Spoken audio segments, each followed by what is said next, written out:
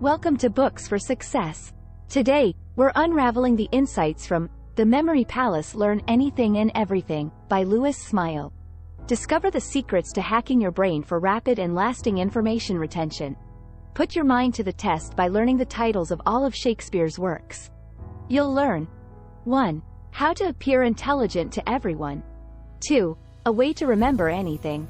3. What spatial memory is. 4. The chronological order of Shakespeare's 37 plays. If you find our content valuable, like, subscribe, and ring the bell for notifications. Don't be shy about dropping your book suggestions for us to summarize. Also, you can use this video as an audiobook summary. Let's grow and succeed together. Feel, don't just learn. It's the night before the exam. You only have a few hours to memorize a set of important dates and events. You may have faced a similar situation before but had no idea what to do. Luckily, there is a way, and it lies in developing your spatial memory. You don't need to write things down and read them aloud 100 times, you only need your imagination. The human brain excels at recalling feelings, impressions, and sensory details. You can use this to your advantage by transforming dry information into vivid memories.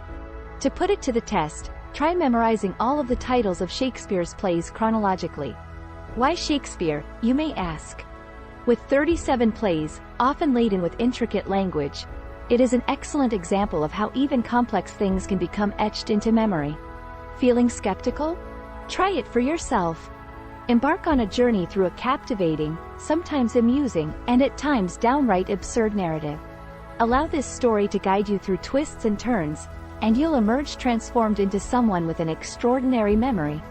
Escape from the madness. Let's begin this bizarre tale.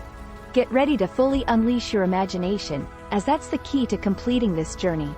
Imagine waking up in the morning to the sound of laughter coming from the corner of your room.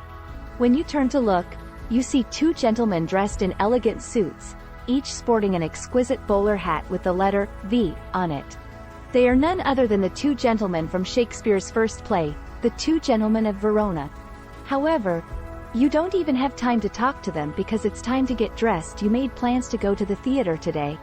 Exiting your bedroom, you see the corridor filled with circus jumping hoops. A shrew mouse jumps through them, performing the tricks you memorized from the second play, The Taming of the Shrew. Your journey continues to the bathroom, where you discover an even more unusual sight in the doorway. A giant 6-foot hen laying eggs. First, it was 2 eggs, then 3, and then 1. This image should help you remember the following 3 pieces. 1. Henry VI Part 2. 2. Henry VI Part 3. 3. Henry VI Part 1. And yes, in that exact order. Strange, right? But wait, there are even more oddities in store. With the bathroom blocked, you leave and try to descend the stairs, but you spot a rope stretched over it. Not wanting to be late, you climb onto the rope and start walking.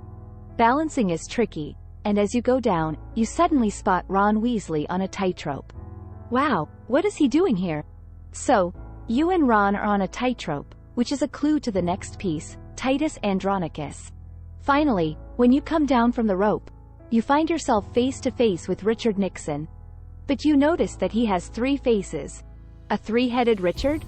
Yes, this is Richard III. Walking around the Richards, you look into the living room, expecting something extraordinary to happen there too. And you're right. In fact, 2 pairs of twins are rehearsing a play in your living room. They keep forgetting their lines, laughing, falling, and dropping things. Is this the comedy of errors?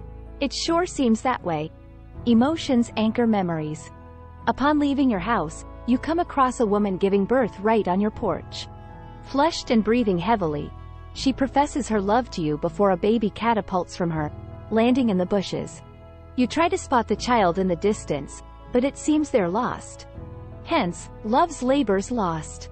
Despite the surprises you have encountered, you continue to move forward with unwavering determination. Looking toward where you usually park your bicycle outside your house, you see Richard Gere, who now has 2 heads, trying to steal it. You indignantly push him to the ground, get on your bike, and run over both of his heads. It's not a pleasant sight, but it references the next play, Richard II. You continue pedaling away from your home and down a usually peaceful road. As you approach the end of the street, you see a boy and a girl walking toward each other from opposite directions. You slow down to let them pass. Suddenly, they embrace each other in the middle of the road, and both immediately collapse. Clearly, this is a reenactment of the classic tragedy, Romeo and Juliet. You consider calling an ambulance, but then you notice a sleeping knight lying on the roadside. He twitches in his sleep, apparently having a vivid dream. Perhaps he sees the play, Midsummer Night's Dream? As you gaze into the distance, you notice a little boy running toward you. He is dancing and wearing a sparkling crown on his head. As he gets closer, you realize that the boy is John Travolta, who is now old. Suddenly, he falls to the ground and passes away. It dawns on you that you have just witnessed the entire life of King John, from birth to death, like in the story, The Life and Death of King John. Did you know? Hyperthymesia is a rare neurological syndrome that enables people to recall all autobiographical details effortlessly. About 60 cases have been reported worldwide since its discovery in the early 2000s. Watch out for chickens. As you pedal, you suddenly see a mermaid rowing in a boat across a concrete road without water. How did she get here? There are roads made of water in Venice, but not here. This mermaid is undoubtedly a nod to The Merchant of Venice.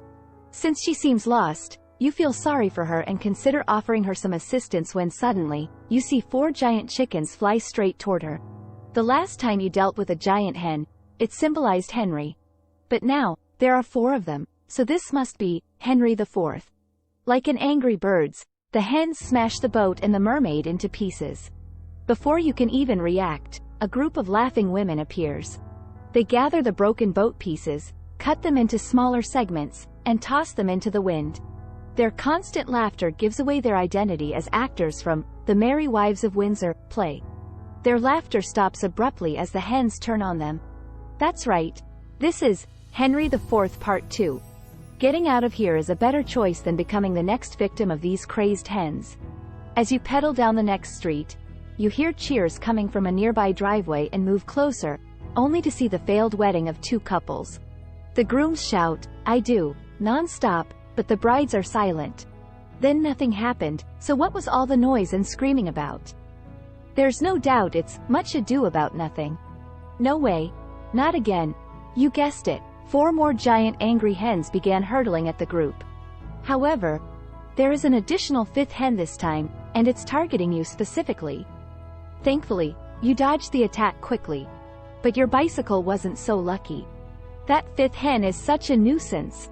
It must be Henry V. Life is a theater of absurdity. What should you do now that you don't have a bike? How will you get to the theater? In your despair, you heard the sound of hooves coming from around the corner. At the end of the road, you see a horse, and riding on top of it is Julius Caesar, dressed in his military uniform and carrying a sword. Julius Caesar is the title of the next play. Would this courageous man be willing to lend you his horse? Not quite, as he offers you an old, worn-out donkey instead. The donkey wags its tail and licks your hands, reminding you of the next piece, As You Like It. You saddle your donkey, and as you depart, out of the corner of your eye, you notice Caesar getting attacked by a fat, hammy pig. It's already difficult to surprise you with another death on this surreal day, so you just calmly note the name of yet another play, Hamlet. To avoid being attacked by the evil pig, you shout for help, and 12 knights emerge from a nearby house. A fight breaks out between the knights and the pig. Despite their numbers and weaponry, only the final knight stands victorious, a hero immortalized as the 12th Knight. Suddenly, a furious giant troll emerges out of nowhere. You see a crossbow in its hands, and without wasting any time, it starts firing arrows at the knight. The knight scrambles for cover, and you pray he can defend himself. However, it's time for you to flee this dangerous place. Troilus and Cressida comes to mind, and you immediately set off. The donkey takes you to the next stop, and you want to hop onto a bus there. But to enter, you need to measure your height with a ruler. Is this a hint for the next piece, Measure for Measure? Luckily, you are tall enough to ride safely. However, the driver requests that you sign an oath, which you don't bother to read. You hastily write, "On my oath," and make a mental note of another play, Othello. Surprises around every corner. Looking for an empty seat at the back of the bus, you notice that the only available seat is next to a man in dirty clothes. He is leering at you in a way that makes you uncomfortable. As you wonder why he is wearing a crown, you suddenly realize it's King Lear. It makes you wonder if any other suspicious passengers are on this bus. Lo and behold, you notice the actress Anne Hathaway sitting in the row ahead of you. She looks just as beautiful in real life as she does in movies. Aiming to speak with her, you asked her what time it was, setting the stage for the next play, Timon of Athens. You notice she is holding hands with the person beside her. It is none other than the culprit of all this madness, William Shakespeare himself. Of course, taking advantage of the situation and chatting with him would be great, but he is currently munching on a McDonald's burger. As you watch the writer eat his McBurger, the name, Macbeth, suddenly comes to mind. Suddenly, a fight breaks out on the bus. Two passengers try to take over the bus and rob everyone. You look closer and recognize them as Tony the Tiger and Leonardo DiCaprio. Wait, is that a reference to Antony and Cleopatra? Oh, will you ever get to the theater at this rate? As always, help comes from unexpected places, as Orson Welles appears out of nowhere. All of Hollywood must have gathered on this bus. His hands swell to enormous sizes, and he quickly slams them down on Tony and Leo. It's good that Orson Welles' hands swell and all's well that ends well. As you get off the bus, hoping all the strange things are behind you, you suddenly feel hungry. Fortunately, there is a fruit shop in front of you. As you approach the shop, you notice John Cleese behind the counter. He throws a pear at you out of nowhere, but you fail to catch it. Perplexed, he throws another one, and another, and another. Why is John Cleese throwing pears at you? It's so that you remember the name, Pericles. The play is over. Luckily, you finally reach the entrance to the theater. To enter, you pass a group of carol singers symbolizing the next piece, Coriolanus. Perhaps a consonant word will help you recall the second part of this name, whatever it may be. As you approach the front door, it swings open, and a sprinter with a giant rat tail emerges. Oh, that's another rhyme. You recall The Winter's Tale, and go inside. In the theater hallway, you encounter another musical ensemble. This time, instead of singing, they play cymbals and bells. The sound is unpleasant, so you cover your ears with your palms and whisper, Cymbeline. You're not the only one displeased with the music, as the conductor's face is turning redder than his red jacket. You could say he's in a rotten temper. You slink past him to prevent him from venting his anger on you next. You mentally note the piece as The Tempest, and continue your journey. After navigating every obstacle so far, you finally find yourself in the hall, claiming your seat. You feel completely exhausted, but now you can sit back, relax, and enjoy the performance.